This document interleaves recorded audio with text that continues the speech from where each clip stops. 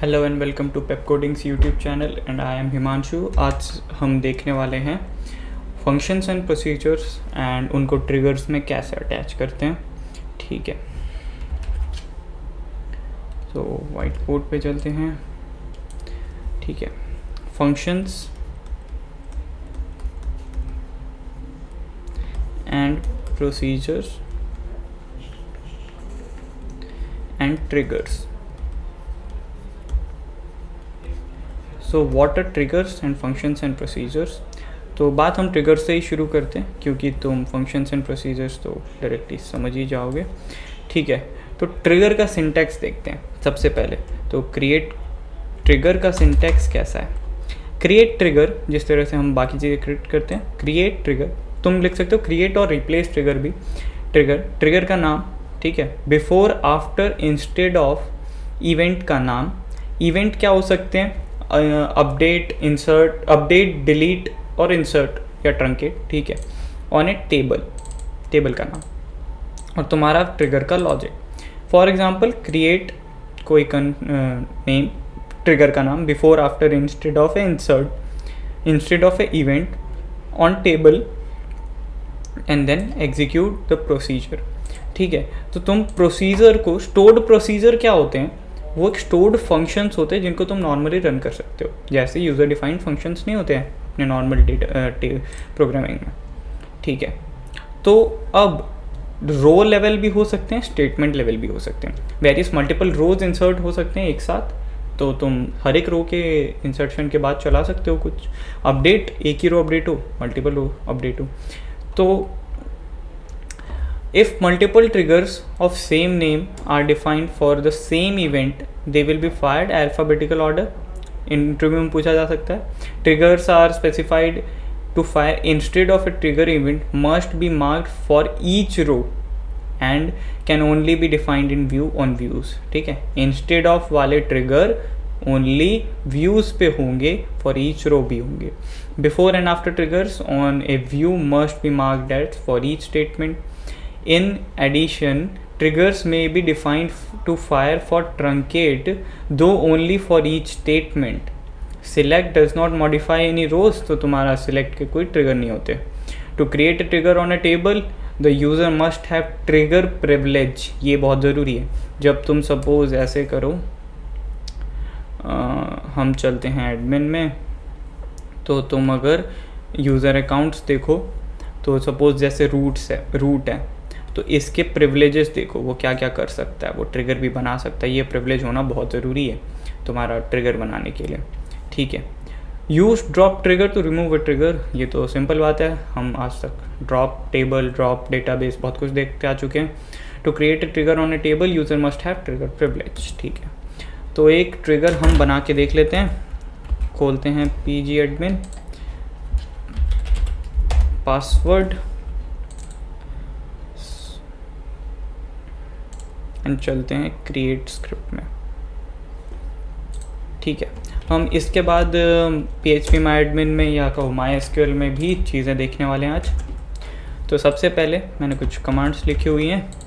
वो कमांड्स हैं, एक कंपनी बनाई जिसमें आईडी है, नेम है, एज, एड्रेस है, सैलरी है, रन किया, हमारा कंपनी टेबल बन चुका है। सिलेक्ट स्टार करके देख लेते हैं फ्रॉम कंपनी। ठीक है, क्या स्पेलिंग, ठीक है, तो हमारा टेबल बन चुका है। अब मैं एक ऑडिट नाम का टेबल बनाना चाह रहा हूँ।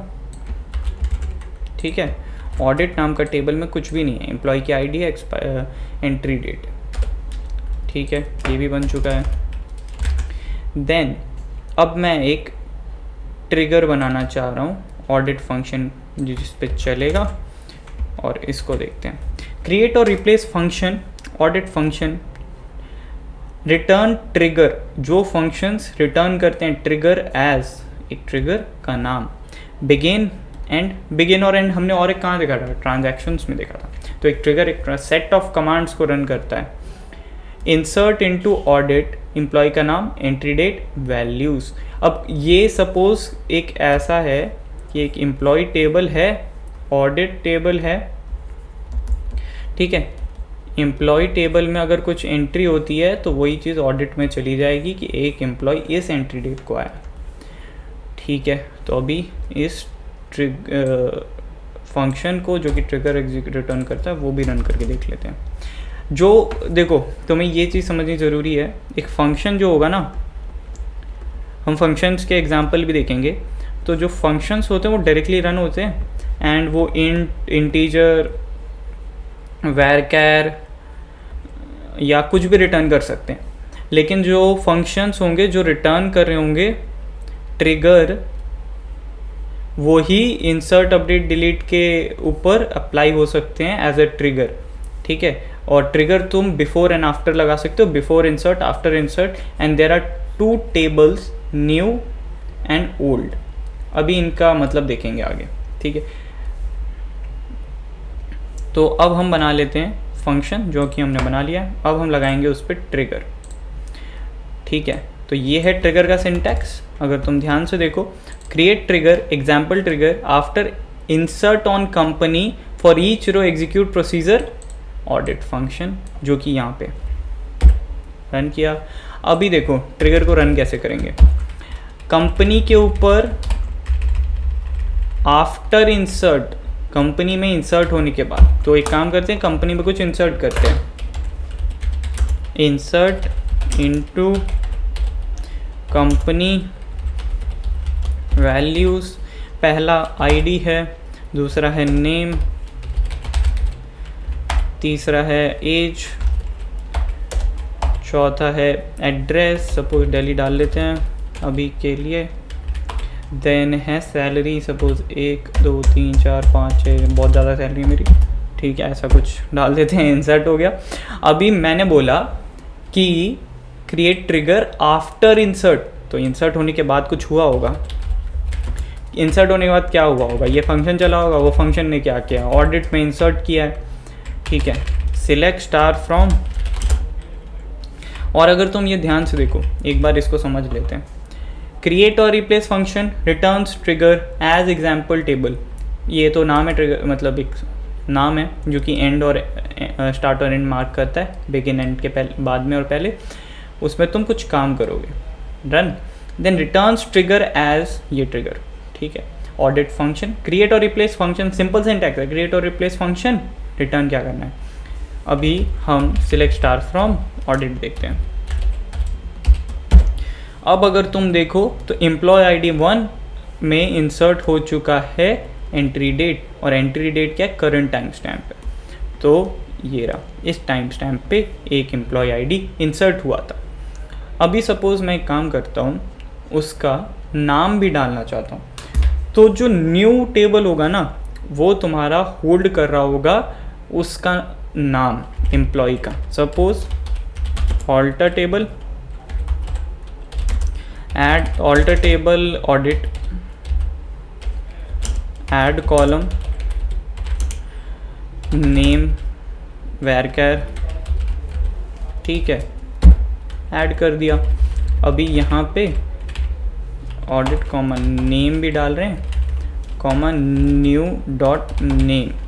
अभी अपडेट कुछ होता है ना, तो ओल्ड और न्यू दोनों यूज़ हो जाता है, ठीक है, वो भी देखेंगे। क्रिएट और रिप्लेस, ट्रिगर तो बना हुआ ही है, इंसर्ट कमांड को दोबारा चलाना पड़ेगा, तो चलाया। और यहाँ पे आईडी जो है वो नॉट नल है, प्राइमरी की भी है तो 2 कर लेते हैं, क्योंकि यूनिक कंस्ट्रेंट वायलेट हो जाएगा। अभी सिलेक्ट स्टार फ्रॉम ऑडिट देखते हैं। देखो तुम्हारा नाम भी आ गया न्यू, अगर ये ओल्ड करता तो नहीं होता। अभी एक और फंक्शन बनाते हैं, ट्रिगर बनाते हैं। ये क्या करेगा, ये क्या करेगा,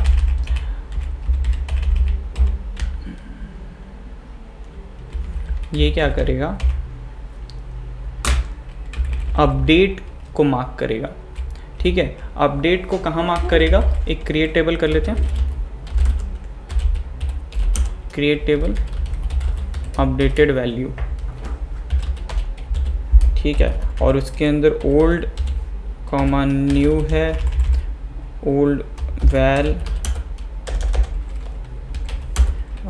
वैरकैर है। मैं नेम अपडेट करूँगा, ठीक है, ये क्या करता है, एक फंक्शन, हम एक ट्रिगर बनाने वाले हैं सेम ऑडिट फंक्शन नाम से, और अपडेटेड वैल्यू में चीज़ें इंसर्ट करेंगे।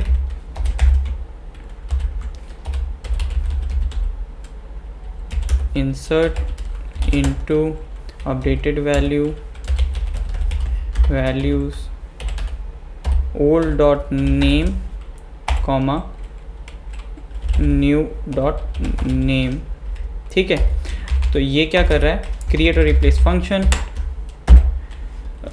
रिटर्न न्यू, रिटर्न से ट्रिगर,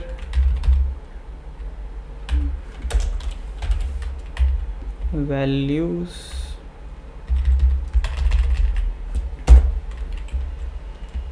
ओके, सेमीकोलन भी तो लगाओ। डन, एक फंक्शन बना लिया। अभी उसको एज ए ट्रिगर अटैच करते हैं, create or replace example trigger 1 नाम ले लेते हैं इसका। After insert, after update on company for each row execute procedure audit. अभी अपडेट तो तुम एक से ज़्यादा रोज भी कर सकते हो ना, तो ये हर एक रो के लिए चलेगा। ऑडिट फंक्शन, ठीक है, सेम ऑडिट फंक्शन नाम है उसका। आफ्टर अपडेट रन किया। अब ये काम करते हैं, update company set name equals to Himanshu Shekhar, full name डाल दिया। ठीक है, पूरा ही अपडेट कर देते हैं, एक से ज़्यादा। ठीक है, अभी ऑडिट नहीं, select star from updated value वाला टेबल। देखो हिमांशु का हिमांशु शेखर हुआ, हिमांशु का हिमांशु शेखर हुआ। 2 बार क्यों हुआ, क्योंकि कंपनी में 2 वैल्यूज़ थी। अगर तुम ध्यान से देखो, सिलेक्ट स्टार फ्रॉम कंपनी, देखो 2 वैल्यूज़ थी, दोनों का हिमांशु शेखर हो गया। तो अभी तुम instead of in views try करो, एंड हम आगे फंक्शंस देखेंगे। ठीक है, तो सबसे पहले सम ऑफ 2 नंबर्स का फंक्शन, जो हम हर प्रोग्रामिंग लैंग्वेज में बनाने की कोशिश करते हैं, वही हम PSQL में भी बनाने की कोशिश करेंगे। सिंपल सा सिंटैक्स है, क्रिएट और रिप्लेस फंक्शन। अगर वो पहले से एग्जिस्ट कर रहा होगा तो रिप्लेस हो जाएगा। क्रिएट और रिप्लेस फंक्शन का नाम, आर्ग्यूमेंट्स जो तुम्हें लेने हैं, ठीक है, आर्ग्यूमेंट्स जो तुम्हें लेने हैं, m इंटीजर, n इंटीजर, ऐसा कुछ, एंड देन रिटर्न्स। उस बार जब हम ट्रिगर बना रहे थे तो रिटर्न्स में हमने लिखा था ट्रिगर, और यहाँ पे एक नेम भी स्पेसिफाई किया था। ठीक है, तो यहाँ पे हम एक इंटीजर, वैर कैर, कोई भी डेटा टाइप स्पेसिफाई कर सकते हैं। एंड रिटर्न क्या, m+n sum of 2 numbers, simple. 5 run successfully. Select लिखो, कुछ भी व्यू करने के लिए हम अभी तक सिलेक्ट ही लिखते आ रहे हैं, तो फंक्शंस के लिए भी सिलेक्ट ही लिखेंगे। सिलेक्ट फंक्शन का नाम एंड m,n नहीं 10,20, और अगर इसको रन करें तो हमारे पास वैल्यू आ जाती है। उसी तरह से तुम कुछ ऐसा भी कर सकते हो, सिलेक्ट सपोज SQRT, जो पहले से बने हुए फंक्शंस हैं उनमें सपोज 2 पास किया, 1.4142 ऐसा कुछ। ठीक है, तो इसी तरह से और भी फंक्शंस देखते हैं। जैसे एक टेस्ट बनाया हुआ है, वो डायरेक्टली एक वैल्यू रिटर्न कर देता है। सिंटैक्स ध्यान रखो, क्रिएट और रिप्लेस फंक्शन का नाम, वो क्या रिटर्न कर रहा है, डबल प्रिसीजन रिटर्न कर रहा है। डबल प्रिसीजन डबल होता है, और ये हमने चलाया फंक्शन। ऑलरेडी एग्जिस्ट अगर बोल रहा है तो तुम क्या कर सकते हो, create or replace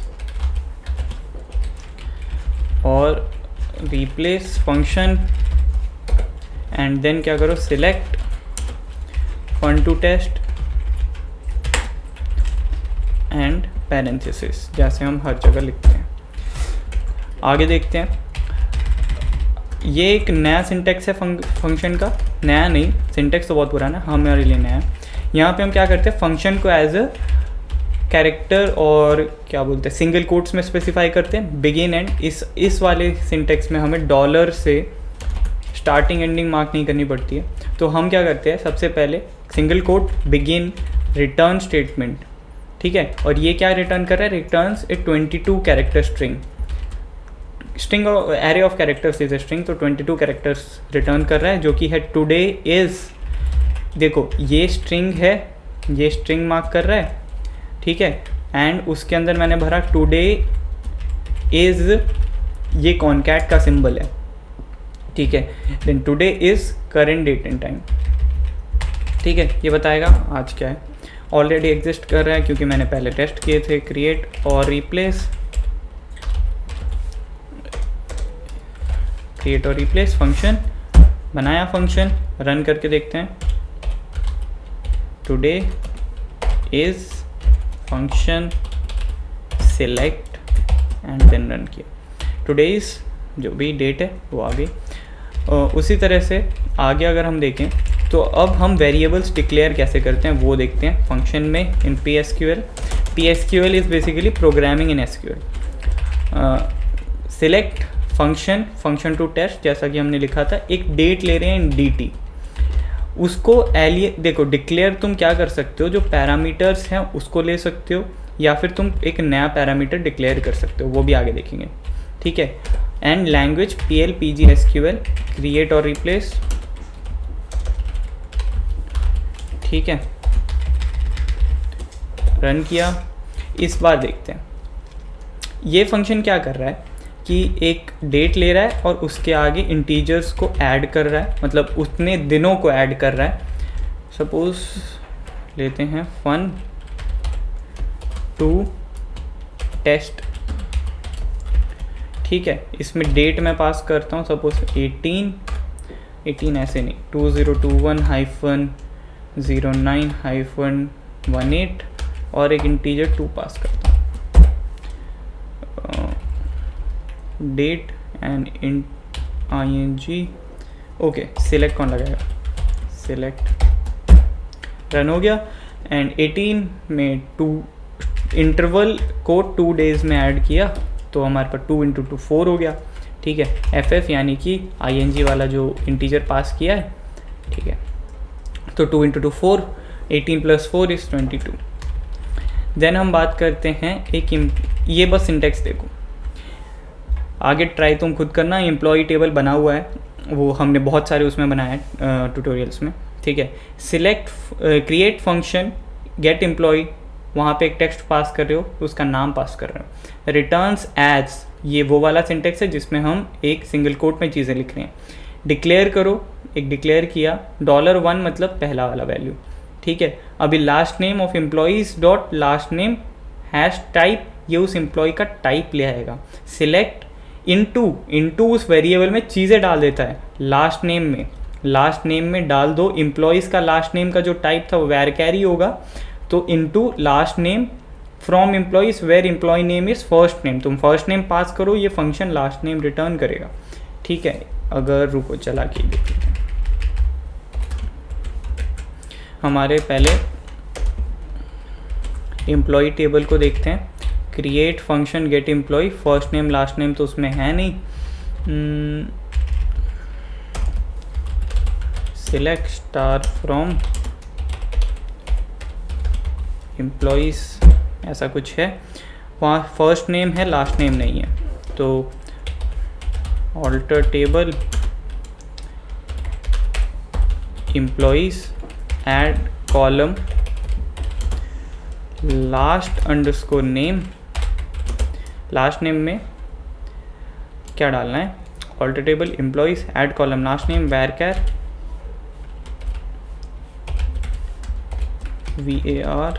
VARCHAR, run किया, लास्ट नेम ऐड किया, update employees set last name is equals to, suppose अभी के लिए लास्ट नेम में लास्ट नेम सेट कर देता हूँ, सभी का लास्ट नेम सेट हो गया।